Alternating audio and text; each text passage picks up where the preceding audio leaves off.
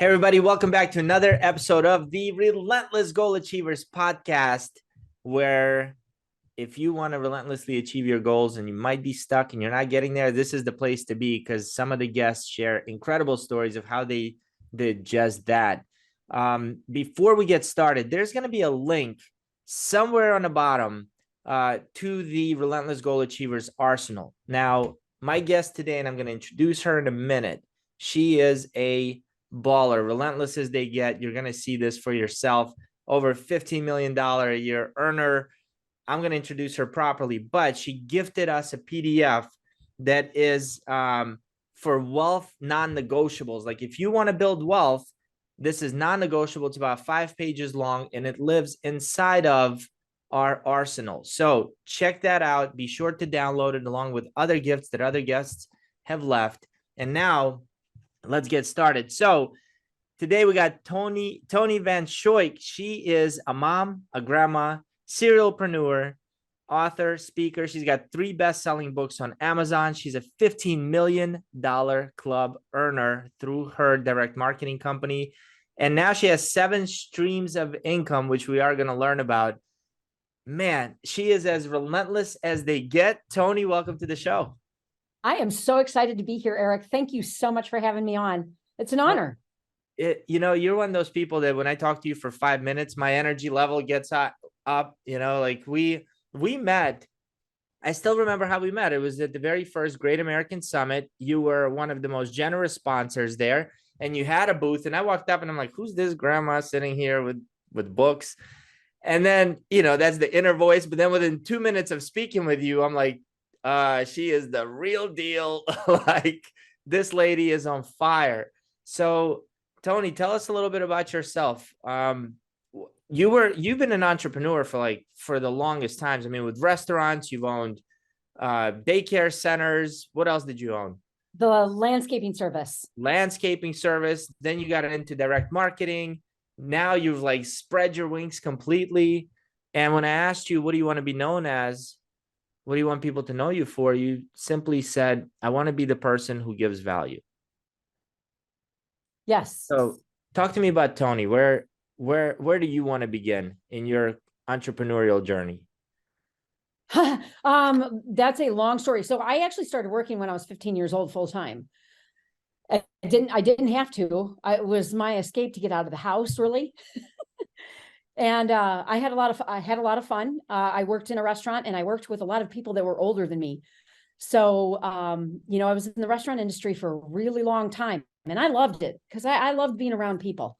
And I felt like that was a sense of community. It was like my family. So I started there actually. And then I met my ex-husband at the time, and we actually started our own brick and mortars, the daycare and the lawn service. And during that time, we were living right outside of Detroit, Michigan. I had 3 littles by then. Okay. So, my whole thing is that, hands-on mom, that's why I had the daycare centers, because I wanted to be present for them. I didn't want to have children and then have to put them in daycare, because either way, I would have had to work full time in one capacity or another. And just for me, having kids, that wasn't an option, because that's not why I had them. So anyways, throughout this process, and I didn't come really from an entrepreneurial background, okay? My grandma worked in the same grocery store for over 50 years, but everybody knew her in town, and everybody loved her because she was always the one. She had $5. It was the only $5 in her pocketbook. She was giving somebody the $5 that was in need. But she had an infectious laugh. I sound just like her. And I really think that's where I got my sense of service from. And not only that, every time I would come into town, because I did not live local to her since I was in 2nd grade, every time I would come to town, she'd be filling my gas tank, and so my grandparents on my dad's side were very blue collar. And then, on my mom's side of the family, my grandmother was a teacher. She was an educator for many, many years. And my grandfather worked in the steel mill. So, and not only that, he's also a former, both of my grandfathers were former veterans, but they were not business owners. My mom did work as a business owner for about 10 years. I worked for her. And I think that's where I really got my taste of being a business owner and being an entrepreneur. Is that And a restaurant or what was she doing? no, we actually owned a Gold's Gym in Detroit, Michigan. No way. Yeah. Yeah. So she had that for a really, really long time. And I just saw, that you were working the hours that well, kind of not, because you had a brick and mortar, but you were your own boss. You made your hours. You were able to do everything and reap the rewards of that. And so, that kind of really gave me my first taste of being an entrepreneur. But I didn't start then. I actually was still working in the restaurant industry, and I was working for really a huge chain, and I was going to different states and opening up the restaurants. And then, I started having children, and I'm like, I can't do this life anymore. Cannot do it. So that's when we stepped back and we started our own brick and mortars, went to go work for myself, raising my babies. And so I was running the daycare all on my own. I had 30, well, I had assistants that helped because we had 30 kids that were there, and this was a smaller one. But then my ex-husband, we started our own lawn service. I was running the books for that. Then living in Detroit, back when the first recession really hit for the big 3 car companies, that affected us tremendously. And I had started dabbling in network marketing. Was making okay money. I was making about $1,200, $1,300 a month, but that was 20 years ago. That was good money back then, right? It's still good money now, right? It helps for people to pay bills and put food on the table. For sure. But I really saw the service side of the industry, and I got divorced. I went into network marketing full time because my kids were still young. I was still in like this weird single parent phase for a short amount of time. And I've been in network marketing ever since, and I've never left the industry, pretty much. What happened to the daycare center? Well, you know what? When you get divorced, all of those things went away. All of those things went away. Why? Because why? Well, I don't ever plan on getting divorced. Well, I wasn't planning on getting divorced. Sure. So, I mean, it was a complete shock to me, to the point where he had another family, and he had a whole separate house for him. Yeah. So and actually one of the kids from her was in our daycare. And you had no idea? No clue. Oh my God. No clue whatsoever. So I just said, you know what? I have to walk away with no strings attached. Started pretty much over from zero. My current husband and I, we had known each other for a very, very long time. After we started the divorce proceedings, he found me about a year later. Still wasn't divorced yet, but we've been together ever since. And throughout that process, over the last 17 years, back in April of 2015, I retired him from his full-time engineering job. He stayed home to raise the kids, and I went out and I built our business. And so, we started another business in 2014, and that one, I mean, we've done well, but that one scaled. It was huge. We did $25 million in our first year of slinging shampoo. Hold on. So the network marketing business that you're talking about, was that Monet? Yes.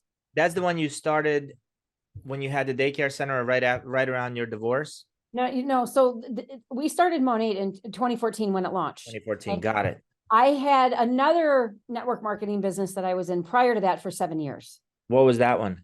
It was a handbag company based out of California. Okay. Okay. It did really, really well. But unfortunately, the owners got greedy, and they decided that they didn't want to pay the consultants anymore, and they went direct to consumer.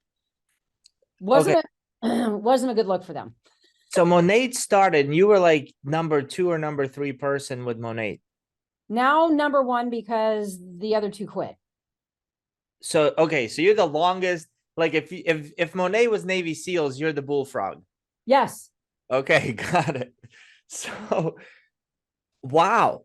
Help me understand this, because most of these network marketing companies, right? And I get pitched so much to do this. They send you a video, and there's all this proof of concept. And they show you how many people have done so well and all the opportunity and this and that. And they have testimonials, but they didn't have any of that. You were like number 3. Yeah. So, what happens is that you can't send somebody a video.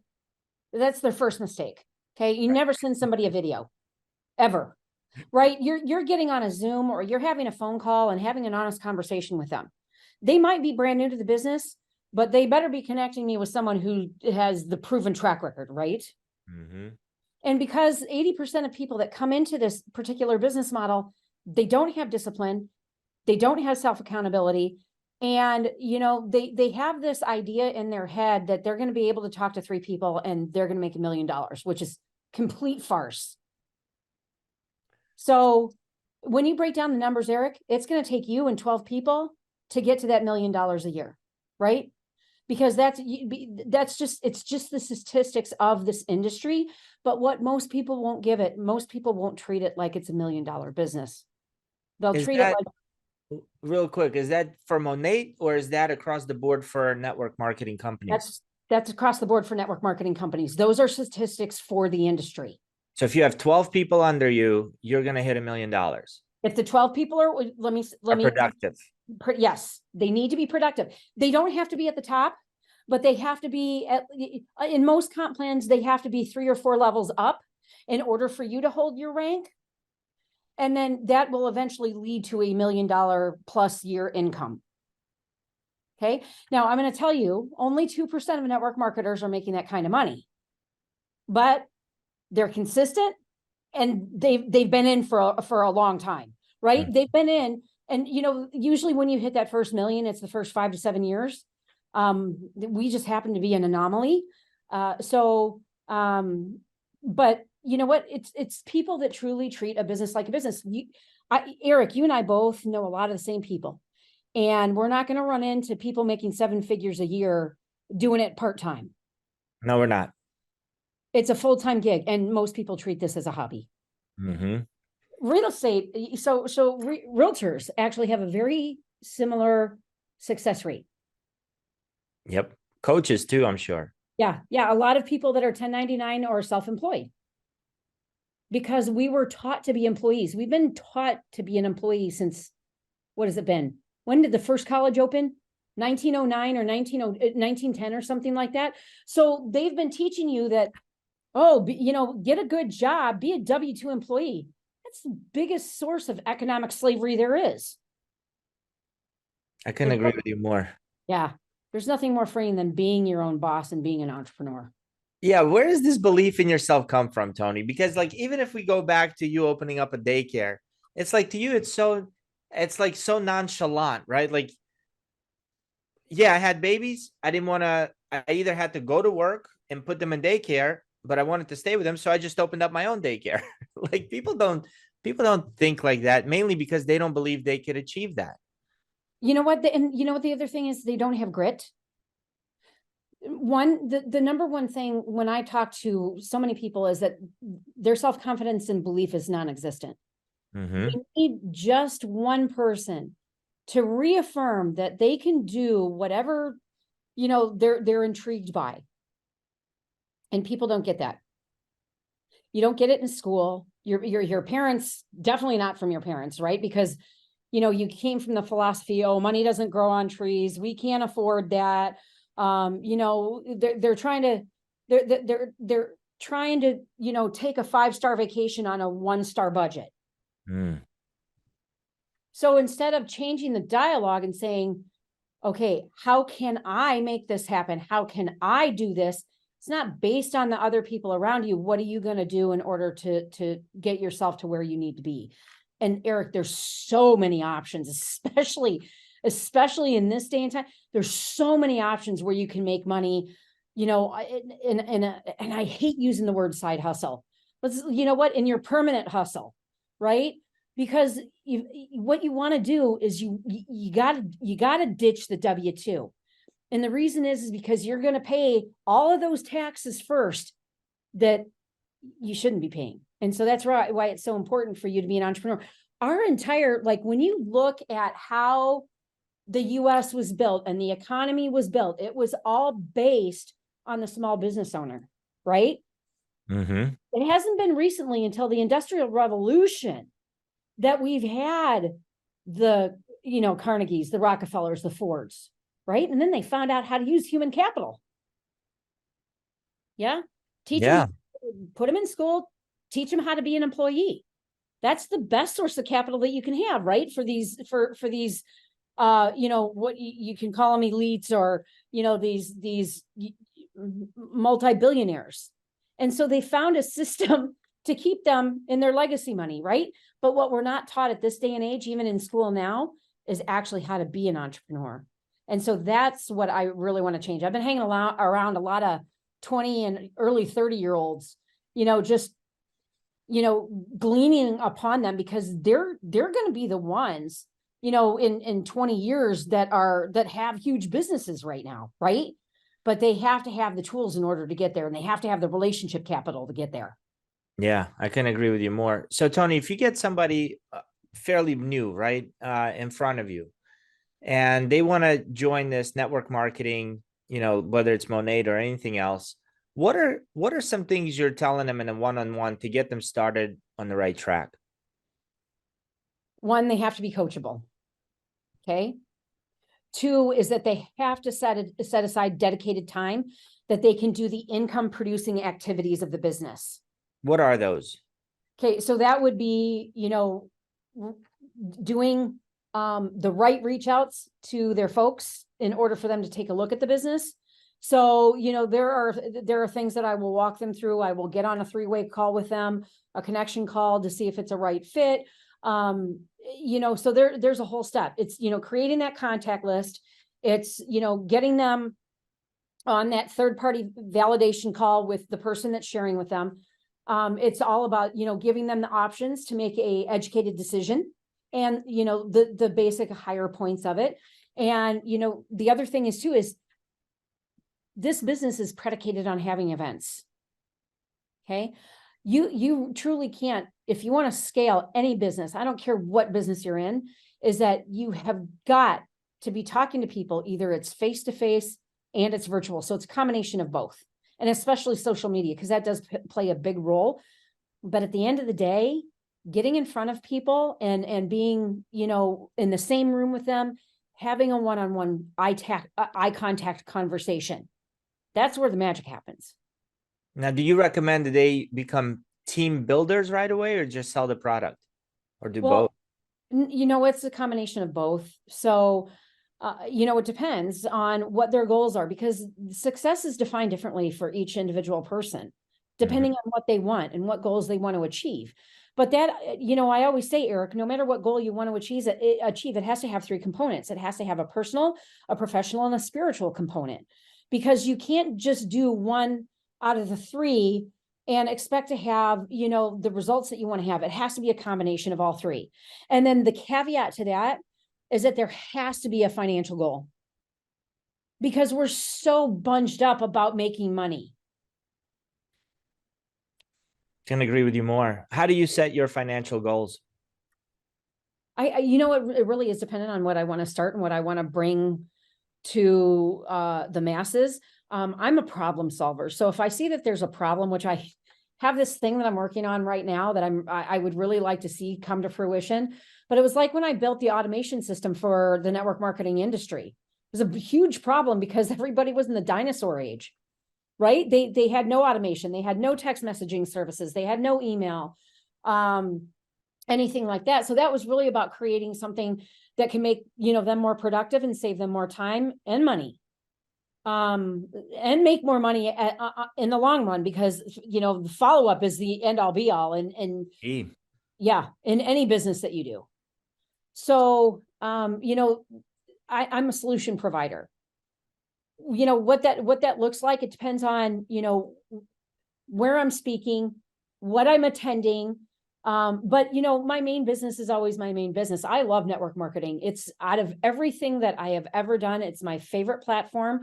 There's a lot of power in that platform, especially when you have a great company, and there are a lot of great companies out there. In my opinion, ours just happens to be the best, because I've been there since the beginning, building the culture, building the community. And that is such a huge part of that. It's about seeing the wins for people when they have the light bulb moment, and that goes on, and you see that they achieved a goal. that is the best gift that I can be given, right? Is to know that I gave them the tangibles. They went out and did the work, and now they're reaping the benefits and the rewards of it. And so we get to teach their people the same thing, and then teach their people the same thing. And it really takes on a life of its own. Because you know what? It can be all about the money at the end of the day, but it's not. It's about the time. And it's about the fact that I can work anywhere in the world on this thing. And, I can work as much or as little as I want. I mean, at this point. What are some big challenges that you see people that are in network marketing face? Oh, the grass is greener. Yeah. The grass is greener on the other side. And that old game Frogger, where the frog would jump from one lily pad to another. I love that game. Yeah. And they think that they're going to be successful, and they're in this for a minute. They don't have the commitment. But that goes, Eric, that goes for a lot of other businesses as well. You and I both know serial entrepreneurs. They're doing one thing, and then a year later, they're doing something else. And then a year later, they're doing something else. They haven't found their purpose. Shiny object syndrome. Yep. When you're living in your purpose and your craft for what God put you here on earth to do, and I truly believe that each individual person, there is a gift that they were given. And this is usually something that brought you childlike joy, that somebody said, oh, you'll never make money at that. Or, oh, that's, and I despise this word, but that's stupid. That's a dumb idea. No, it isn't, because maybe that is your calling. And I want to use this example, and you guys are going to have to go back and watch this movie because I'm going to date myself. But in the movie Cocktail with Tom Cruise and Elizabeth Shue, he's sitting there looking for the next $1 million idea, and he pulls out what he calls a flugel binder or something like that. And it's the little umbrella in the drink. How much do you think the inventor got paid for that? Billions. Exactly. It's like we have the first billionaire who created an AI platform already, and we're not even a year into it. And the guy's like 23, right? If you truly have an idea and it keeps you awake at night, or you can't stop thinking about it, this is your sign that you need to take action on it. You don't have to invest 40 hours a week doing it, but start doing something to propel that decision forward. Yeah. I've been taught that ideas are energy, and energy is always flowing from a higher source to a lower source.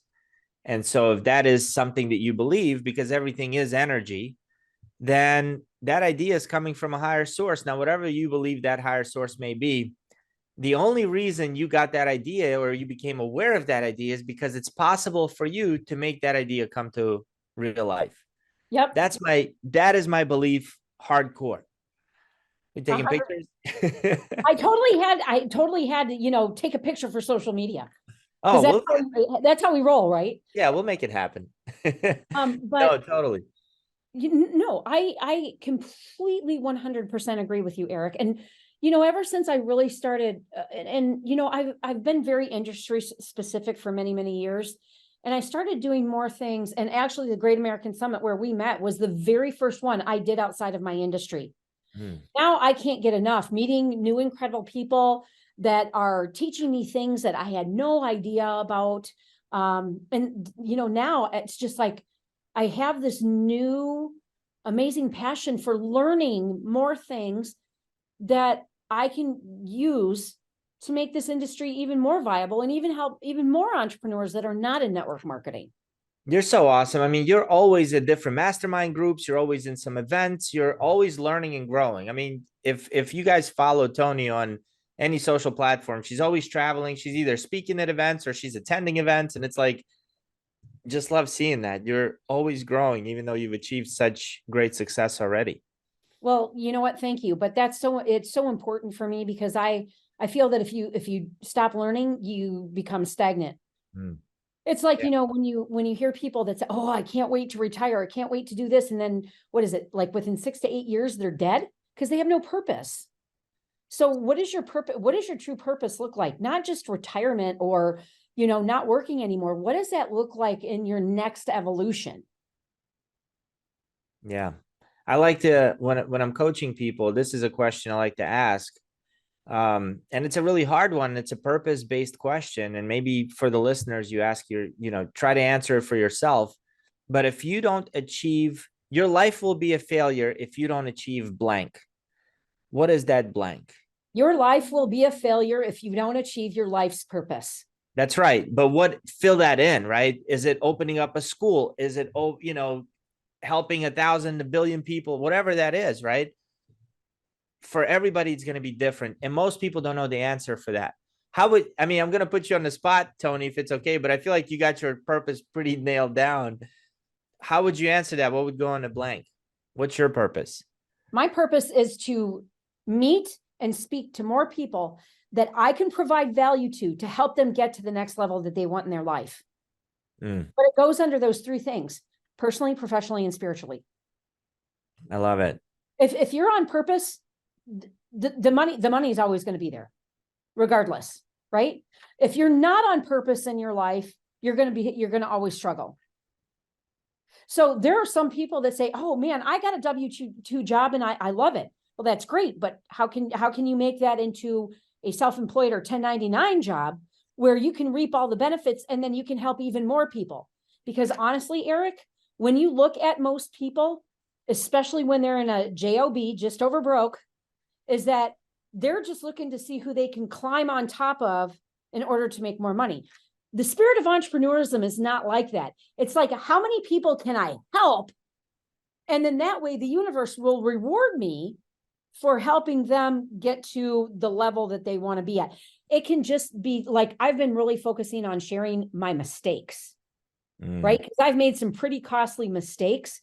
Don't do this, do this. Don't do this, do this, right? Because we're so indoctrinated. And so when I found out about these things, like I just was at a thing this past weekend, I mean, like my head was blown off because I'm like, I didn't even know that you could do this. I had no clue that, you could, instead of, set money aside for taxes, that you can invest $70,000 over here on this side tax-free. I mean, it's like little things like that. Did you know that? Because I didn't know that. Nope. I have a CPA and kind of let him deal with that usually. Exactly. But like a lot of CPAs don't know what they're talking about. So, it's just very interesting to me. And especially when we take charge of our lives and, what our outcome is and our finances and our time and, our self-love and self-appreciation. When we are responsible for that, that's a totally different scenario. And 98% of people are not. They are relying on someone else to give them the answers. And then they give them the holy grail and they can't. They've got to be asking questions. We've been taught, okay, let's go hire these professionals and these professionals, and I'm not going to ask any questions, right? What they say goes. Absolutely not. I mean, in this day and age, especially now, you have to really vet people. Yeah. So going back to when you guys first started at Monet, why were you an anomaly? What were you doing that others were not doing? And can those same principles be applied today for someone who's starting out in network marketing? So the short answer to both your questions is yes. Okay. So it really does depend on if you're willing to be coachable and do the income producing activities that we just talked about. Okay. If you're willing to be consistent, you have regular scheduled events, and that you're also showing up and doing face-to-face events and social media. Yes. And I don't care if the company's 25 years old, 2 years old, or they're just a ground floor opportunity. Couple of things you want to look for. They have to have a unique product placement. Okay? It has to be a tangible product. I've been in this industry way too long. If they don't have a tangible product, it's going to be a quick make a buck and then they're going to be done. Okay. Has to be residual. So unique. Okay. So unique. Let's break that down. Unique. I got a ton of MLMs or direct marketing organizations are selling vitamins and stuff like that. Would that fall under unique or no? No, it doesn't. Health and wellness, for me, health and wellness is a little bit different in the network marketing space. And the reason is because you have to convince people to change their behavior. I would be looking for something that even if they had to change their behavior, it has to be super simple, right? And it has to be technology based. So if you're going into personal care products, there has to be patents, there has to be trademarks, there has to be clinical studies, there has to be that all. Look, if you want to go big and you want to have a sustainable long-term business, you have to do the homework first and you have to invest.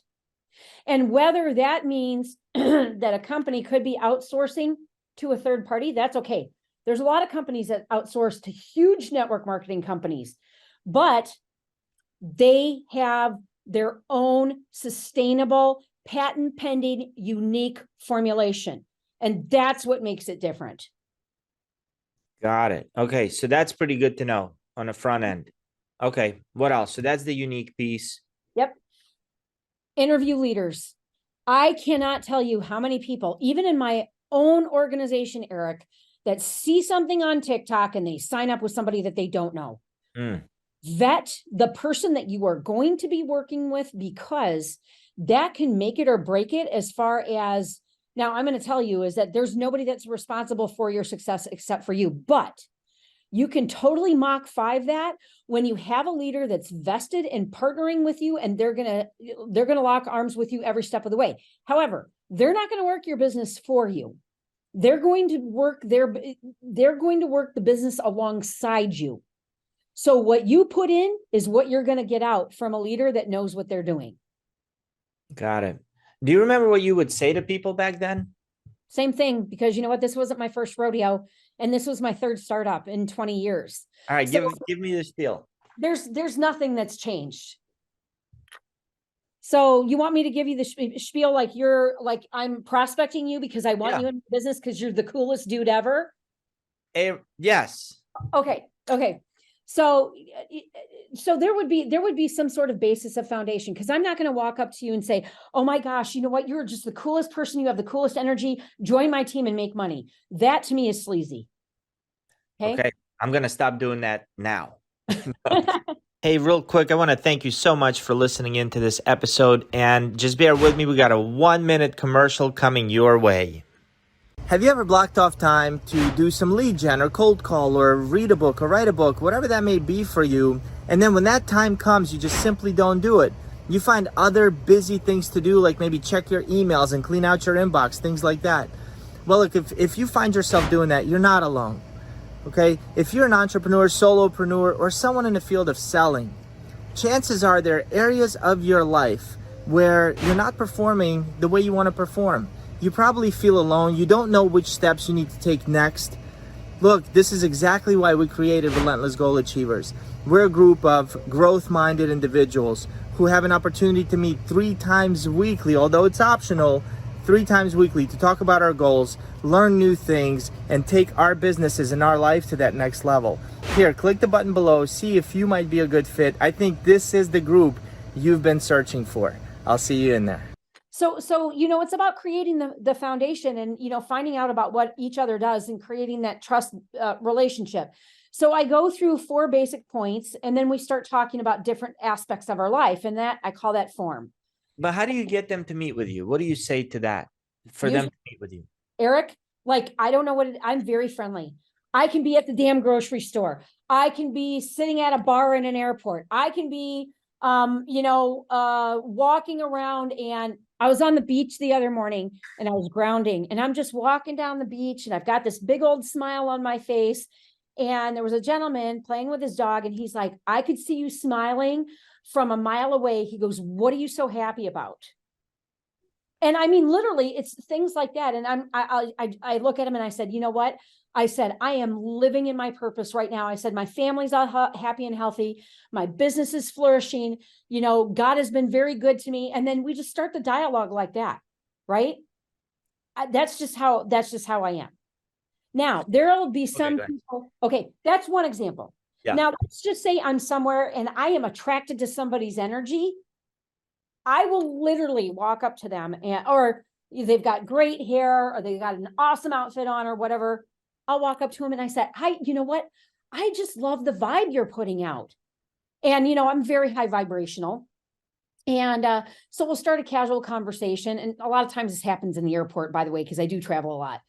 And especially you guys in the airport, if somebody's super happy and they've got a 6-hour flight ahead of them, I mean, they're genuinely happy. But I will say, I just love your energy. And, I just wanted to come over here and give you an honest compliment. It opens up the door for 85% of the conversations that I have. And then we connect with each other on social media. I will send them a message and I will say, hey, it was so great to meet you today. I would love to share more when we have more time. Let's just set up a getting to know each other call next week. Literally, that's all you have to do. They don't have to give you your phone number. You can send them a Zoom link. They can chime right in. You can Zoom, or you can say, here's my number, have them set up a calendar appointment. And I always say, let me just find out if we have any, any things in common and see if I can help you in any way. They're in because you know what? I'm providing value. I'm saying, how can I help you? And I haven't sold them a thing yet. And one way or another, every single person that I meet is coming into my business, either as a customer or as a business partner of mine. I love That's it. the expectation that I set. Because you have good product. Yes. Yep. See, you can't be successful in this industry without being behind the product line 100%. So yeah, it's so unique because you guys are selling hair products. So whether it's men who are losing hair, there's shampoos that help hair regrowth. There's coloring. There's like shampoo and conditioner and all that stuff. Yeah. So we have products for every hair challenge, every hair type. We don't do hair color per se, but we have, basically, like, women will know when I'm talking to you about this, and some men with gray hair, we have a purple shampoo that's to die for. Just stuff like that. So it ranges. Like, we're so passionate about clean hair care. We even have a pet care for dogs.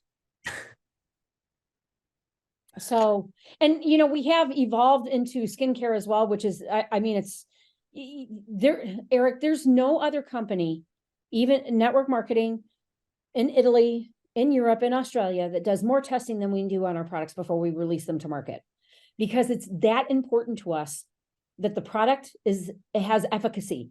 Because a lot of times when products are playing in the clean space, and by the way, for you green nerds out there, we're Australian and European compliant. So you'll know what that means. That means no toxins, because I don't roll like that. And I haven't rolled like that in 20 years. But, just to make sure that our products have the efficacy, because a lot of times when you get into this space, the products can be natural, but they suck. Right? Oh yeah. So, natural soap.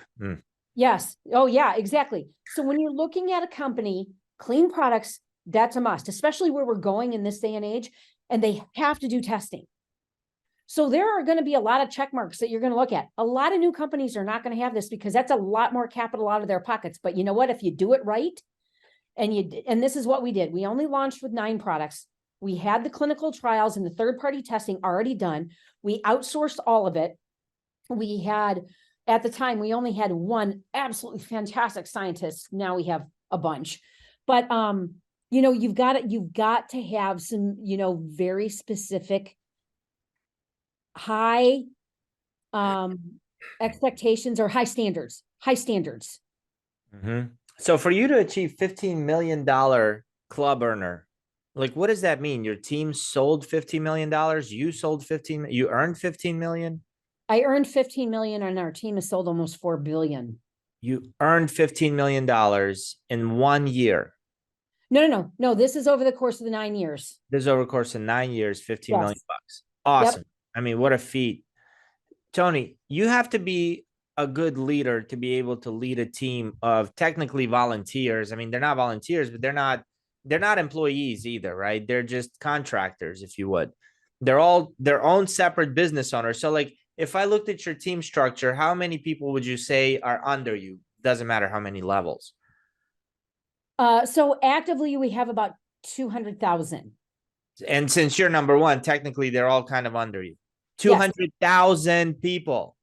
Yes. I'm sure not all of them are productive. How do you, as a leader, ensure their success to the best of your ability? So as a leader, all I can do is give them the tools. Okay. Which we have every tool for people to be duplicable in this business. Every tool. Okay. It's going to be a matter of them learning how to use it and going out there on their own. Okay. So, because our team is so big, my structure is going to look like where I have my directs and my ride or dies. We're all together in one chat. We work with each other every single day, sharing ideas. And those are for my direct folks. Okay. Mm-hmm. On another level, I have, another group that, I do monthly accountabilities. If they're not in there doing the monthly accountabilities, they're done. Okay. So whether that means that they're just being consistent 2 days a week or 5 days a week, it doesn't matter. Right. Because what you said is you have a volunteer army. So it really is dependent on the person showing up and doing the actual activities and work. So how have you ever had somebody who maybe fell off, right? They hit the ground running, they built somewhat of a team, and then they fell off, and you were the one to bring them back? Have you ever, I have a feeling you've probably had a bunch of those scenarios over the last however many years you've been doing that. What recommendation would you have for a leader who's dealing with somebody like that? So one is that you have to outsource. Find someone else within your business or within the industry that actually is successful in doing what they're doing and follow them. There's a lot of people out there that have free content. Some of the people that come to mind are people like Sarah Rockin Robbins from Rodan and Fields. She's, very successful, still very active in her business today. There are, people that are very visible within our amazing organization. You have like Brittany Rose, and you have Connie Sanchez. You have Jimena and Jay Adkins. So there's a lot of different people, but go follow and listen to people that are actually doing the activity. Okay. Not ones that are saying that they can teach it and not doing shit. So that's the first thing. The second thing is that I have literally so much free training and information, and I have a huge team group that anybody can ask any question or get any, that can get any support that they need. There's a lot. And then I tell them, go to your director. So the directors, especially in our company, they can't just get by not working. They have to be active. And so that's part of the deal. So I just, if they're really willing to work and they're not complaining and they're not being a negative Nelly, I will reach out to that director first and I will say, hey, this person reached out to me. She really would like some help and some coaching and plug into your calls. Can you please reach out to her? And that's usually how we handle it. Okay. Awesome. You let people lead. So yes. 7 streams of income. Yeah. We talked about the shiny thingy syndrome or shiny object syndrome. How is this different from that? Yeah. So Monet, our network marketing company, the main thing is the main thing. That's awesome. Where I spend a lot of my time. But you know what? It's so established that it pretty much runs on its own. Right. And there are times that, we've had to, something happened. We had to step away for a bit, but we have plenty of people that will fill in and that will help. And basically it runs on its own. That's the first thing. That's also the beauty of this industry as well. But it's not like you can build it once and then collect a paycheck for the rest of your life. That's not how it works. Still have to be willing to put in the time. That's the first thing. So the second thing is I always wanted to write a book. So now we have the author platform, which has led to the speaker platform. So there's money coming in from that. Okay. We built the software platform for network marketing, and it is team specific, but any network marketer or entrepreneur can use it. There's a little bit of residual come in from that. I have my social media and my YouTube is monetized. And then I just started doing my courses. That is a trickle effect. And then I just started, paying for advertising for the events that we're going to have. So, there's a lot of different things that you can do, once you are established, but you still got to keep the main thing. That's the key. Once you're established, then go, not do this for a month. 5 people said no. And you're like, well, they'll probably say yes on the other side. Yep. You got to remember, you're going to have to ask them 8 to 10 times to get to a yes. Even, and the bigger the ticket item, the more exposures you're going to have. So, and especially in these time and ages, there's a lot out there that people can do. Just find the right product with the right leader, the right company, make sure that, those values that you embrace are the values that the people that you're going to be working with, that those are the same values and they're in alignment with you. That is awesome. What are the events? Tell me about the events you're going to be running. So I do a couple of open virtual events. I've got a virtual vision casting workshop coming up here in a couple of weeks. I'm doing a big gratitude event. There's also a virtual component to that right before Thanksgiving. And then I have my next big speaking and training event on January 13th. That's here locally in Charleston. There is a virtual option. But Eric, this is how I nerd out, right? So all of these things that I've learned about being an entrepreneur and making your money work more for you. Oh, and I forgot to say my self-storage and real estate investments too. We've got those. And again, you guys, everything that I do is so stinking simple and duplicable. I don't have time to run and figure all this other shit out. I have met people along the way that have come into my life that they were there at that divine moment in order to help us do these things. Okay. So that's the first thing. But, now I get to take all of my knowledge and I get to help, our team. I get to help network marketers. I get to help entrepreneurs, be better and make their money work more for them and reinvest it into things that, most of us never knew about. So yeah. And also too, even having your money work for you guys, you still can build residual income. So I get mailbox money every month. It's for my investments, right? And then I take that money, I set it aside, and then I reinvest it. It's a beautiful process. But I didn't know that, real estate was such a great, tax option for us to invest in. So now I'm like, okay, where's the next deal? Okay, I want to know what's up and coming. So that's been an exciting kind of progression of, where we are today. Because now, I can help people with their capital gains. I love it. Love it. Love it. Love it. Toni, what should I have asked you that I did not ask you? Oh, man. Okay. So I've had the opportunity to speak on stage with Todd Duncan before, but I would like it to be a little bit more interactive because he is my favorite. So the biggest stage that I've been speaking on is 25,000 people. I want to do an arena. Oh, I want to do an arena. Put it out there publicly. Yep. I want to do, and if I could have Todd share on stage with me, that would be really cool. I've known him for a while. He's the nicest man. And he's one of the best. Like his background is in mortgages. It's so funny. My husband went and saw him in the 90s, but, and just to share some more of the stages with some people that I really idolize. Ed Milet. John Maxwell has actually personally mentored us, about 30 of us, for the last 4 years. He's a wonderful, wonderful human, but I would never ever turn that down in a moment. And I think the next big thing, Eric, is what I'm looking for. What's the next big thing for us? We've done a lot. And so sometimes I have to stand back and reflect on, how do I want to show up better, bolder, and braver, for the people that I know, to even help them more. So I think that may have a little bit to do with, my spiritual journey and my ministry, because that's fairly new. But those are the things that come to mind right now. That was a tough question. You're always growing. I absolutely love being around you. And you gave us a gift. You gave the listeners a gift that I'm going to put in the arsenal. Could you just talk a little bit about what that is?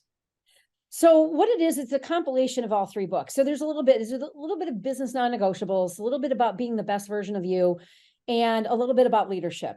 Okay. But all of those particular things are also wrapped up into really, some of the key wealth principles. And, being that we, have scaled a huge business, I just want to show other people it's not that difficult. It really isn't, especially in with technology and everything like that. It's actually, it takes some time, but there's just so many different things that we can do based on what we love doing. So that's what optimistic. I love it. There's people that are going to see it as difficult, and then there's people are going to see it that it's not that difficult. Toni, you're so awesome. I could talk to you all day. Thank you so much for being here. It's just a pleasure. You've raised the bar. You've raised my energy. I'm ready to go and call some people and schedule some appointments myself. That's awesome. And, Eric, again, thank you for having me on. And, it was just an honor meeting you a couple of years ago. And how our friendship and business relationship has grown, and meeting your wife and celebrating you as you've moved forward. And, you've done all the things like written a book, and you're out there in front of people all the time. And you're definitely one person that I am very grateful to have in my circle of influence, since we met 2 years ago until we're no longer around. The feeling is until we're on the other side, yeah, then we'll be friends there. Exactly. Kindred souls. That's right. Thanks, Toni. Hey, everybody, if you're not in the Relentless Goal Achievers Facebook community yet, get your butt over there so we can connect. And thank you for watching. Hit subscribe, share this out, and I'm grateful for you. Bye, everybody.